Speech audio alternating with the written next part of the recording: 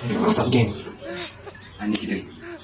Ni kau pasal pakai Facebook ni ke? Pasal skuter mahal lah harga dia. Aku pun dah terkena, geng. Pasal skuter mahal, geng. Memang Yahudi, geng. Kalau nak beli barang spare untuk skuter aku memang mahal. Aku tanya satu komen tu sekejap. Okay, so tu aku yang viral sekarang ni kat Facebook adalah skuter mahal. Sekejap. Aku tunjukkan sesuatu. Nampak tak, geng? Ni ini baru skuter Yamaha Ego LC. Nampak? Angka ni. Zoom sikit. Kita zoom aku. Boleh zoom. Okay. Tengok. Kita dua ni aku punya kan. Ini tengok. Ada je nombor.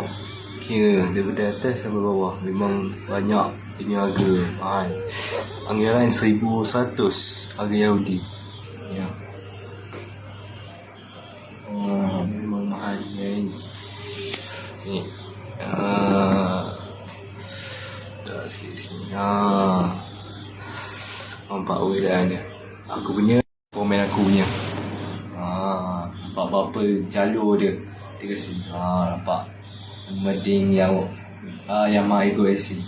Ni kalau upgrade ataupun bersesuai pada spek tinggi, ni dia. Kau punya.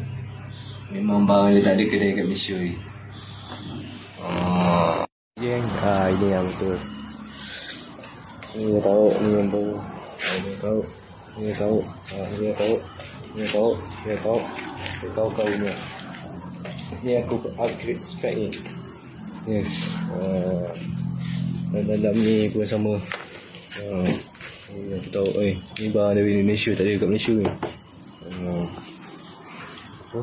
Balik pada kisah yang ni tadi. Yang ni. Yang sekali main dengan Yamaha skuter. Ni. Bahaya.